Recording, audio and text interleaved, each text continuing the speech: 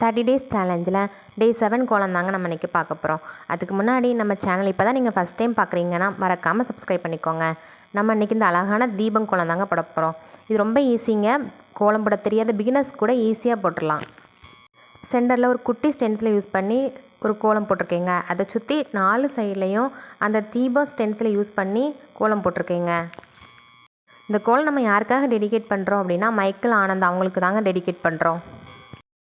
அவ்வளோதாங்க, நம்மளோட தீபம் கோலம் தயார். நான் இதோட நிப்பாட்டிடலான்னு நினச்சேன். ஆனால் எங்கள் அம்மா தான் இதை இன்னும் கலர்ஃபுல்லாக ஆக்கணும்னு சொல்லிட்டு கலர் ஷேடிங் அவங்களே சொன்னாங்கங்க. இந்த கோலம் உங்களுக்கு பிடிச்சிருந்துன்னா 10க்கு நீங்கள் எவ்வளோ மார்க் கொடுப்பீங்கன்னு மறக்காமல் கமெண்டில் சொல்லுங்கள். கவிதை நேரம். வாசல் முன் வரையும் கோலம் வாழ்வில் வரும் ஒரு சுகம். தீபம் போல ஒளி தரும், தீபம் போல ஒளி தரும், நம் வீட்டில் நன்மை நிறையும். சிறிய கோடு பெரிய அர்த்தம், அழகில் மறைந்திருக்கும் புனிதம்.